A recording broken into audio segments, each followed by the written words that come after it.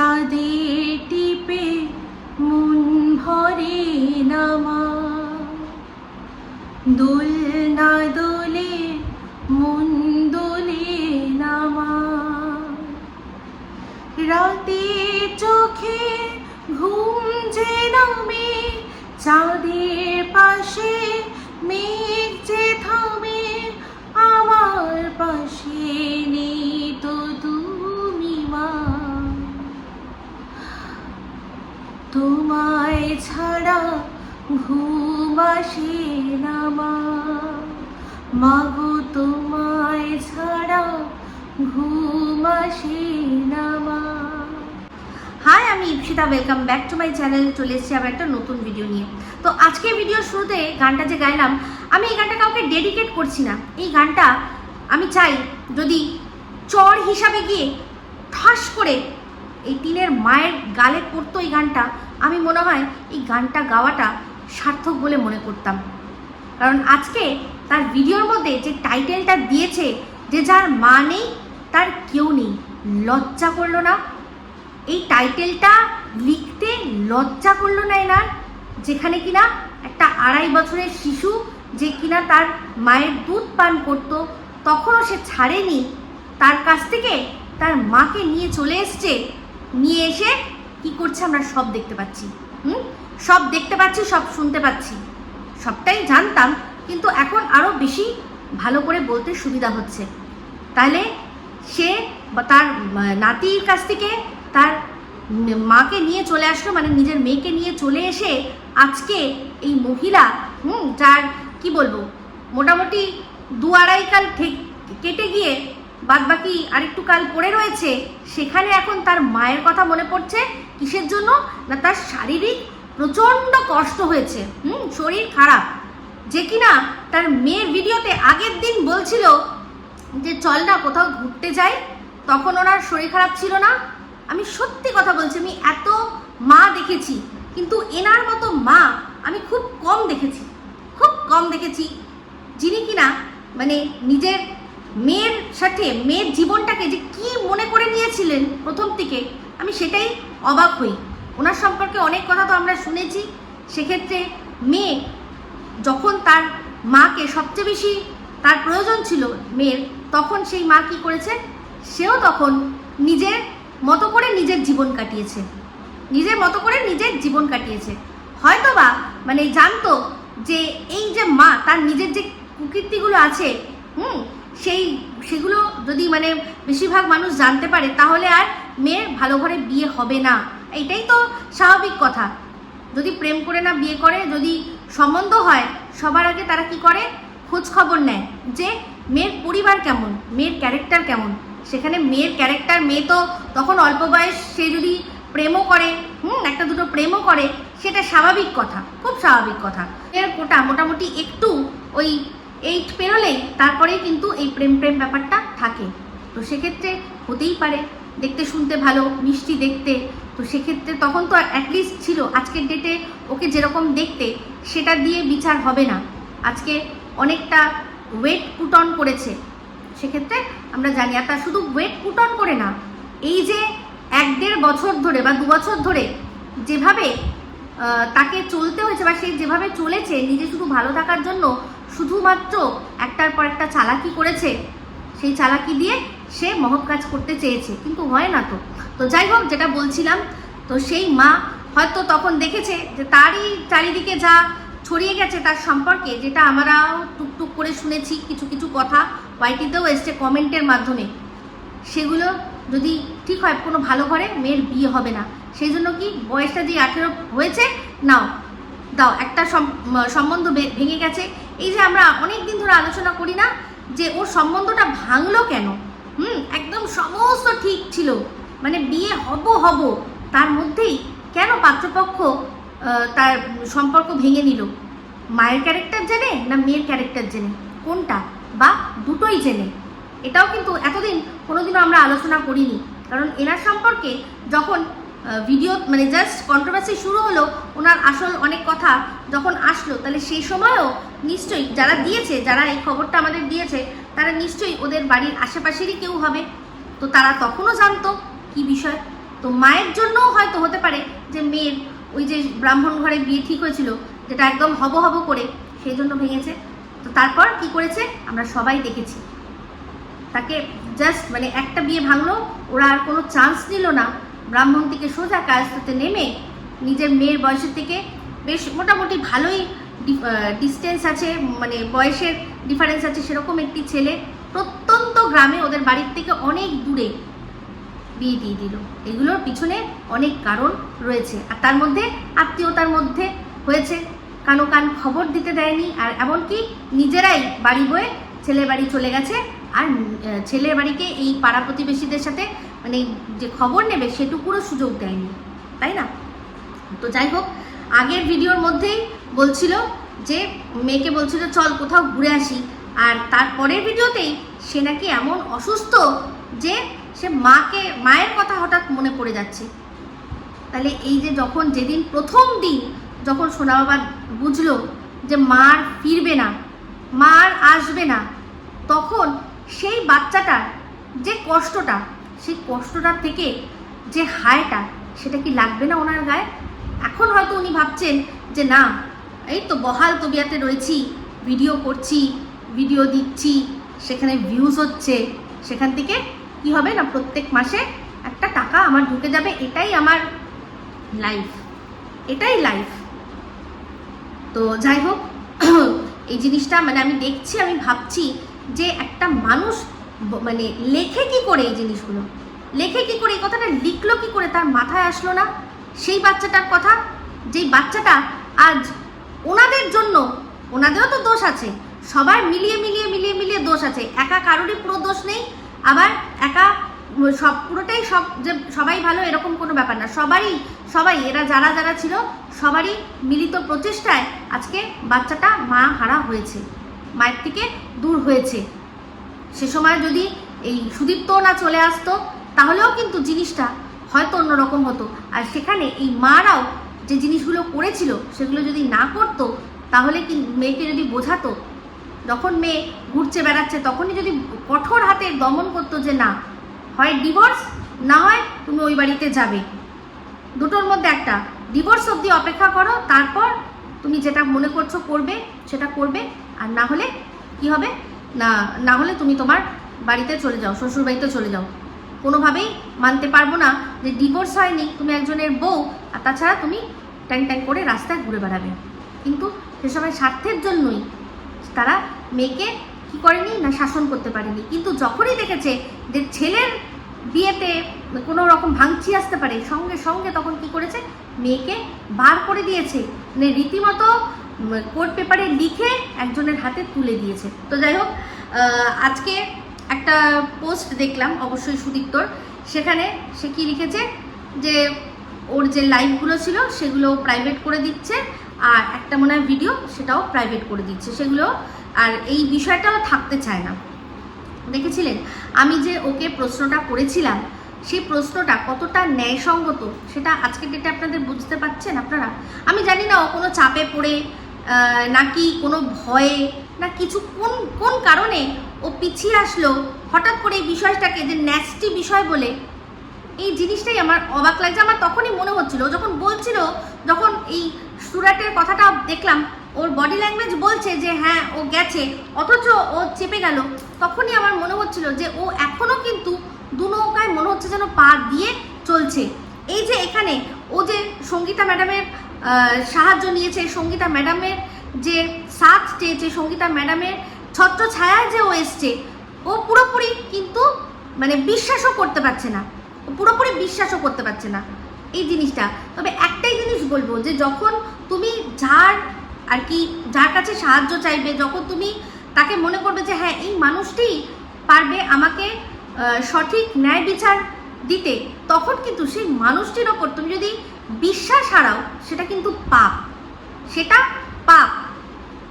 তো সেই আমার কেন জানি না মনে হচ্ছিল যে ওর মধ্যে একটা দোলচাল চলছে, একটা দোলাচাল চলছে, ও কী করবে কি করবে না মানে অতটাও শিওর নয়, হয়তো এরকমও মনে হচ্ছিল যে একটা ফ্লোতেও কিছু বলে ফেলেছে, তারপরেই হয়তো রিগ্রেট করছে যে না আমি কেন করলাম, তাহলে তো এই আমার হাতছাড়া হয়ে গেল। তো এই যে জিনিসটা, এই দু নৌকায় পা দিয়ে কখনো মানুষ সঠিকভাবে বাঁচতে পারে না, কখনো বাঁচতে পারে না। আর হচ্ছে গিয়ে মিথ্যে কথা, জীবনে চলার পথে মিথ্যে টুকটাক বলা সেটা আলাদা, কিন্তু এই যে পদে পদে মিথ্যে, আর তার উপর যেটা বিনা কারণে, সেই মিথ্যে কথাগুলো বলার কোনো মানে হয় না, তাই না? তো যাই হোক, আমার মনেই হচ্ছিল যে ও আবার ব্যাক আউট করবে না, তো দেখুন আমাকে ও সঠিক প্রমাণ করে দিল, মানে আমার যে ইনটিউশন পাওয়ার সেটা সঠিক সে প্রমাণ করে দিল। তো যাই হোক, চলে আসি এবার কার ভিডিওতে। দালাল, দাদা দাদা দাদা দাদা দালাল, দালালের কি আনন্দ হয়েছে, কি আনন্দ হয়েছে, কি কথা শুনে না, কিমা দিদির কথা শুনে। তো কিমা দিদি কি নতুন কথা বলেছে, যে আমার ব্লগের মধ্যে আমার নন্দাইকে দেখা যায়, তাই জন্য আমি আজকে নন্দাই নাঙ্গি হয়ে গেছি তোদের কাছে। সেটা যদি আমার জামাইবাবু থাকতো যদি আমার কোনো সম্পর্কে, তাহলে দেখতিস আমাকে তোরা জামাইবাবু নাঙ্গি করতিস।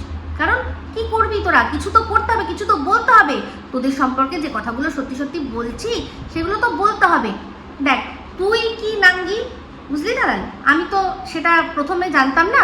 তোরই ভালোবাসার যারা এখন রয়েছে, যাদের সাথে তোর প্রচণ্ড ভালোবাসা, তারাই কিন্তু সেটা বলেছে, সবচেয়ে তোর ভালোবাসার মানুষরা। আমি কিন্তু সেটা নিয়ে যেটা শুনেছি সেটা বলেছি, কিন্তু নিজের চোখে দেখেছি তোকে, যে রাস্তা থেকে হাঁটিস যখন রিক্সাওয়ালা আওয়াজ দেয়, ওই দীঘাতে যখন হাঁটছিলি, ওই যে কি যেন বলে, আলাদিনের আশ্চর্য প্রদীপের ওই যে জিনটা আছে তার মতো ড্রেস পরে যখন হাঁটছিলি, তখন লোক তোকে রিক্সাওয়ালারা আওয়াজ দিচ্ছিল। এর থেকে আর কি বড় হতে পারে? আর আমার বরের অকাত বলছিস, এই যে ফ্ল্যাটটা যেটায় আমরা থাকি সেখানে ফার্নিচার নেই বলে। আচ্ছা, একটা মানুষের 2 BHK ফ্ল্যাটে কি কি ফার্নিচার দরকার থাকতে পারে? 2 ঘরে 2 ওয়ার্ড্রব আছে, 2 ঘরে 2 খাট আছে, একটা ডবল, শুধু ডবল না কিং সাইজ, আর একটাতে সিঙ্গেল, কারণ ওখানে আমার মেয়ে একা শোবে। আর একটা ডাইনিং টেবিল লাগে, ঠিক আছে, ডাইনিং টেবিল আছে, শুধু কি একটা সোফা সেট, যেটা আমরা ইচ্ছা করি কিনিনি, কারণ এটা আমাদের ফ্ল্যাট, এটা আমাদের রেন্টেড ফ্ল্যাট। আমরা এখানে একদম, আমার বাচ্চা এখানে ক্রিকেট খেলে, ফুটবল খেলে, সারাক্ষণ সাইকেল, তারপর গাড়ি যা আছে সব চালায়, তো সেটা সোফা দিয়ে কেন ভরিয়ে দেবো? কোনো প্রয়োজন নেই। আমাদের চলার জন্য যা লাগে সব সুন্দর আছে। আর তুই এই যে কিমা দিদির কথা শুনে বলছিস ও হচ্ছে একটা পিটপিটে বাতিক, সেটা তুইও নিজে জানিস যে ও পিটপিটে বাতিক আছে। এবার সেই পিটপিটে বাতিক নিয়ে ও কোনটা কি বললো আমার যায় আসে না তো, কারণ ও ছাড়াও আমার বাড়িতে অনেকে এসছে, তারা প্রত্যেকে গিয়ে বলে গেছে যে আমার ঘরে কোথাও ওই যে যেরকম ও বলছে না সেরকম নোংরা নেই। তো সেখানে আমার ছোট বাচ্চা, দুরন্ত বাচ্চা, সেটা সামলে একটাই মাত্র মানে কাজের লোক দিয়ে আমি যেটুকু যেভাবে পরিষ্কার থাকি একদম ঠিক আছে। আমার তো ওর মতো গায়ে পিটপিটানি নেই, ও আসলে ওর জন্মলগ্নতেই তো ওই কাছড়াতে পড়েছিল, তো ওই কাছড়ার মধ্যে সারা গায়ে এত কাছড়া, ও সব জায়গায় শুধু কাছড়াই দেখে। ওর দেখবি বলে যে পুরো পিঁপড়েতে মানে ধরে নিয়েছিল, পিঁপড়েতে খেয়ে নিয়েছিল, তো সেগুলো যে হয়েছে, তো সেগুলো ওর ছোটোবেলা থেকে ওগুলো শুনে শুনে ওর মাথার মধ্যে চলে যে এইখানে নোংরা, ওখানে পিঁপড়ে, ও সারাক্ষণ দেখতে পায়। দেখবি কাজের লোকগুলোর সাথে যেরকম করে, ওর মনের মধ্যে এত নোংরা, সেই নোংরা তো তুই আমাদের তুলে তুলে দেখিয়েছিস। এখন তোরা বহিন হয়ে গেছিস কেন? কারণ দুজনেই নগর কীর্তন করতে হবে, কেউ কাউকে যাতে কিছু না বলতে পারিস। তুইও বলছিস, এই যে বলছিস ওকে মিষ্টি মুখে ওকে জুতোর বাড়ি মারছিস, ও কিন্তু মিষ্টি মুখে জুতোটা খাচ্ছে। আর শুধু খাচ্ছে না, ও নিজের কিচ্ছু নেই, সেই জন্য কি করছে বলতো, ওই যে পাশের দেশ থেকে যেটা আছে না, তাকে মিথ্যেবাদী সাজাচ্ছে, এটা সত্যি কথা। ওই যে ছেলেটি যা বলেছিল যে স্লেভ হার্ট, সে সত্যি কথা বলেছিল, বুঝতে পেরেছিস? ওর কথাতে বুঝতে পারি ও সত্যি কথা বলেছিল, আজকে এখন সেটাকে মিথ্যে সাজাচ্ছে। তো ওই যে বলেছি না যে ও বললো না যে এগুলোর মধ্যে সন্দীপের কোনো হাত নেই, এটাই হচ্ছে সত্যি কথা। যা ডিল করেছে সব ও করেছে। আর এই যে সবচেয়ে বড় প্রমাণ, শোন কি বলতো, সবচেয়ে বড় প্রমাণ হচ্ছে যখন ও ইনভলভ ছিল তখন গিফট টেস্টে যা বলছে সব এসছে। যেই মুহূর্ত ওকে ওর পোঁয়ায় লাথ পড়লো, দেখ সেই মুহূর্তে কিন্তু আর কিচ্ছু নেই, এটাই প্রমাণ। এই কিচ্ছু যা বলছে কিছুটা সন্দীপ কিচ্ছু নেয়নি, সমস্ত ডিলিংস করেছে এই নিজে। ভালো করেই জানিস একজনের সাথে আলমারি নিয়ে বচসা হয়েছিল, মনে আছে? তার সাথে তো তোর খুব ভালো সম্পর্ক ছিল। ওই যে লিসা লিসা লিসা তো যা যা বলেছিল তখন তো পরিষ্কার সব বলেছিল, একদম সত্যি সত্যি সব সত্যি। এটা কি বলতো, এই সত্যি মিথ্যে এগুলো না মানুষের সমস্তটাই আপেক্ষিক। এখন তোর কিমা দিদির সাথে পীড়িত করতেই হবে, কিছু করার নেই। তারপর পাশের দেশের স্লেভের সাথে তোকে পীড়িত করতেই হবে, সেই জন্য ওরা যা বলছে যেটা বলছে সব ঠিক। তো তোর কিমা দিদিও কিন্তু তোর সম্পর্কে অনেক কিছু বলেছিল, সেগুলো সবই সত্যি, তাই না? নাগর কীর্তন হানা টানা এগুলো সব সত্যি না? আমি তো জানি, আমরা তো সব জানি। তো যাই হোক, তোর প্রচণ্ড ইচ্ছা কি যেখানে রদ্দা মারবি না, তোর ক্ষমতা যদি থাকে তাহলে আসিস, যদি ক্ষমতা থাকে তাহলে আসিস। আর এই যে শিক্ষার কথা বলছিস না, আমার কি বললি যে আমার বাবা তো সম্প্রদান করতে পারিনি, আমি কনকাঞ্জলি দিতে পারিনি, কিন্তু তোর শিক্ষা এটাই যে তুই ওই 4টে চাল ছড়িয়ে মনে করিস যে তুই তোর বাবা মায়ের ঋণ শোধ করে দিয়ে এসছিস। এটাই হচ্ছে তোর আর আমার মধ্যে তফাৎ। আমি এখনো চাল ছড়াইনি, কিন্তু তাও সারা জীবন মনে করব যে বাবা মা যা দিয়েছে, কোনো দিনও জীবনটাও যদি আমার দিয়ে দিই তাও সেটার ঋণ শোধ হবে না। আর তোর শিক্ষা এটাই যে তুই মনে করিস 4টে চাল ছড়িয়ে তোর বাবার ঋণ শোধ করে দিয়েছিস। ওই জন্যই ওই যে বললি না ভাত আর গতরের কথা বলি না, ভাতার যদি তুই বলতে পারিস তাহলে গতরটা খারাপ কি আছে? গতর মানে দেহ, তাহলে কি বলা উচিত ছিল যে ভাতার ভাত দেয় সাথে দেহটাও নেয়, তাই তো? এটা বললে খুশি হতিস। তো দেখ, তোর তো সেরকম যখন লকডাউন হয়েছিল তোর বরের তো সেই মুহূর্তটাও ছিল না। তোর বর কি করেছে, তোকে তোর শ্বশুরের অন্নে রেখেছে। ই বাবা, দেখ আমার বরের হাজার, তুই বললি না যে কি যেন বলে, এখন এই যে এই ফ্ল্যাটটায় ফার্নিচার নেই, ফার্নিচার কেনেনি, তাই তো? কিন্তু লকডাউনে কিন্তু সেই খাইয়ে রেখেছিল আমাকে কিন্তু কারোর কাছে হাত পাততে হয়নি, বা কারোর অন্নে গিয়ে আমাকে উঠতে হয়নি, কখনো ওয়েট করে থাকতে হয়নি যে কেউ খেতে দেবে তারপর গিয়ে আমি খাবো। আমি আমার সংসারে নিজে রান্না করে খেয়েছি, বুঝতে পেরেছিস? আর এই যে তুই করে আমার বরের অকাতটা দেখালি না, দেখ তোর কিমা দিদিকেও বলেছি, আমার বর এই যে এই ফ্ল্যাটটায় হয়তো অত ফার্নিচার কেনেনি, কারণ এখানে তো আমরা ভাড়া থাকি, এখানে তো সবসময় থাকবো না, আবার অন্য একটা ফ্ল্যাটে চলে যাব। কিন্তু দুটো কলকাতার বুকে দুটো এমন ফ্ল্যাট আমার নামে আছে যেটা সম্পূর্ণ আমার নামে, বুঝতে পেরেছিস? একটা বেহালায়, একটা নাকতলায়। যারা আমার ব্লগ ভিডিও দেখে তারা সবাই জানে। এই যে তুই দেখলি না এত টাকা খরচা করে যে তৈরি করলি, কি তৈরি করলি না, বাথরুম আর রান্নাঘর। কিন্তু আর যদি তোর শ্বশুর মশাই পোঁয়ায় লাথ মারে, যেরকম কিমা দিদিকেও মাঝে মাঝে পোঁয়ায় লাথ মারে, তখন কিন্তু সেই কোথায় যেতে হবে, কেয়ার অফ ফুটপাথ, বুঝতে পেরেছিস? কারণ বাবা মায়ের সাথে তো তোর যা সম্পর্ক থাকতে হয়তো দেবে, কিন্তু ওই যে ওই রকমই তোর ব্যাপার। সেই জন্যই তো বলছিস না কদিন আগে ফ্ল্যাট খুঁজছিলি না। তো যাই হোক, সন্দীপ নিজে হাতে কারোর কাছ থেকে কিচ্ছু কোনোদিনও নেয়নি, আর কাউকে দিতেও বলেনি, বুঝতে পেরেছিস? ওই তোর কিমা দিদি এই সমস্ত কিছু তারই আর কি কলাকুশালি, তারই সব ব্যাপার, সেটা আমরা পরিষ্কার বুঝতে পারছি। এখন কোথা থেকে বুঝলাম, ওই যে পাশের দেশে যে ভাই সমস্ত কিছু বলে দিল, মানে সব কিছু বলে দিল, সেখান থেকে সমস্তটা বুঝতে পেরে গেছি। তো যাই হোক, তুই যে টাকাটা চেয়েছিলি মানুষের কাছ থেকে ভিক্ষা করেছিস, এই যে হাত পেতে QR কোড দিয়ে তুই ভিক্ষা করেছিস, ভিখারি তুই ভিক্ষা করেছিস। কেন বলতো? এই যে টাকাটা তুই যাদের নিয়ে ভিডিও করেছিলি তাদের নিয়ে ভিডিও করে তুই তো ইনকাম করেছিস, তাহলে যদি তোর কেস লড়তে হয় সেই টাকা দিয়ে তুই করবি, তুই তো সেটা দিয়ে ইনকাম করেছিস, তাহলে সেটা দিয়ে তোর কেস লড়ার কথা ছিল। তুই কেন ভিক্ষা করবি? 96,000 টাকা হোক আর 96 টাকাই হোক না কেন, যেটা ভিক্ষা সেটা ভিক্ষা। যে 1 টাকা দিয়েছে সেও ভিক্ষা দিয়েছে, যে 2 টাকা দিয়েছে সেও তোকে ভিক্ষাই দিয়েছে, বুঝলি ভিখারি? তো বলছে যে আমি আমার ফোন থেকে ওই গেলাম গিয়ে টাইলসের টাকাটা দিলাম। তুই ফোন থেকে দিয়েছিস মানে তোর যে টাকাটা এসছে সেটাও তো ফোনেই এসছে, কোথাও কোনো দান পেটি খুলে রেখেছিলি নাকি? বলতিস তো, তাহলে দেখাতিস তো, দান পেটি তো তুই ফোনেই খুলে রেখেছিস, তাহলে সেই ফোনের থেকে তুই দান পেটির থেকে ভিক্ষা নিলি, আর সেই ফোন দিয়েই তুই আবার একটা জায়গায় গিয়ে পেমেন্ট করলি। তাহলে দর্শকের থেকে ভিক্ষা করার টাকায় তুই তোর বাথরুম পায়খানা করেছিস, সেটা বলাটা কোনো অন্যায় নয়, একদম ঠিক। যা তুই পেয়েছিস সব কোথা থেকে পেয়েছিস? না ফোন থেকেই পেয়েছিস, ফোন দিয়ে খরচা করেছিস। ওরে মারে মা, ওর বর কি করে না, সারাক্ষণ দাঁড়িয়ে থাকে, তবে গিয়ে ইনকাম করতে হয়। আমার বরকে দেখ, আমার যখন মনে হবে সে আমার পেছন পেছন থাকবে, সামনে সামনে থাকবে, আবার ইনকামও করবে। তোর বরের মতো এখন যদি হঠাৎ করে আবার লকডাউন হয়, তোর বরের মতো আবার অন্যের কাছে হাত পাতাবে না। ও তোর তো এখন আবার শ্বশুরকে লাগবে না, তুই তো নিজেই কিউআর কোডের মাধ্যমে ভিক্ষা করে আবার খেতে বসবি। ইস, কি শখ করে আমার রদ্দা মারার। ক্ষমতা থাকলে আয়, ক্ষমতা থাকলে আয়। বলছিস না প্রচুর লোক আছে, তাদের খুব শখ, ভাড়া করে নিয়ে আসবি। কেন রে, এত লোকের আমার ওপর এত রাগ, তাদের আবার ভাড়ায় টাকা দিতে হবে তবে গিয়ে তারা আসবে? যা যা নিয়ে আয়, নিয়ে আয়, ক্ষমতা থাকলে নিয়ে আয়। তো বুঝতেই পারছি, শোন, কার ওপর ভীষণ রাগ হয় বলতো? যার সাথে মানুষ পেরে ওঠে না তার ওপর রাগ হয়।